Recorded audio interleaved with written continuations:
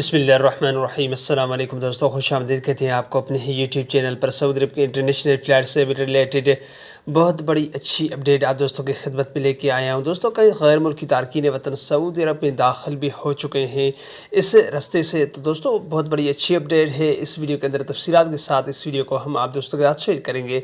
दोस्तों, वीडियो के जाने बढ़ने से पहले अगर आप हमारे चैनल पर नए मेहमान आए तो चैनल को सब्सक्राइब करने के साथ साथ बेल के आइकन को लाजम प्रेस कीजिएगा। जो भी हमने वीडियो बनाएंगे उसका नोटिफिकेशन आप दोस्तों तक तुरंत ही पहुंच जाएगा। वीडियो को लाइक कीजिए और इस वीडियो को ज़्यादा से ज़्यादा अपने दोस्तों के साथ भी शेयर करना ना भूलिएगा। तो दोस्तों, उस वीडियो का आगाज़ करते हुए चलते हैं वीडियो की तरफ।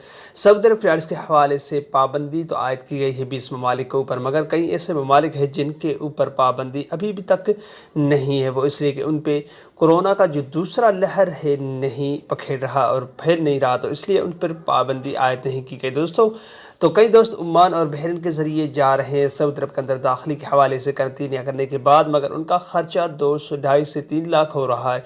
मगर आप एक ऐसे रास्ते से जा सकते हैं जिस पे आपकी वीज़ा भी तकरीबन $40 की मिलेगी और 40 से 50 हज़ार आपका ख़र्चा आएगा। अगर आपका इकामा और एग्ज़िट एंट्री एक्सपायर होने वाली है और आप मजबूरन जाना चाहते हैं किसी मजबूरी से, तो आप नेपाल के ज़रिए जो अप्लाई कर सकते हैं ऑनलाइन, या उनसे एजेंट्स कई हैं जिनसे वो नेपाल की आप वीज़ा लेने के बाद 14 दिन करंतनिया करने के बाद सऊदी अरब के अंदर बआसानी से दाखिल हो सकते हैं। तो कई दोस्त ऐसे गए हैं सऊदी अरब के अंदर, दाखिली भी उनकी हो चुकी है। तो दोस्तों, इसमें सिर्फ 40 से 50 या तकरीबन 60 हज़ार तक की ख़र्चा होगा, आगे उस पर होगा ही नहीं। अगर आपकी मजबूरी है जाना चाहते हैं, बसूरत और फ्लाइट्स की बहाली के हवाले से कोई भी हतमी फैसला अभी तक जारी नहीं किया गया।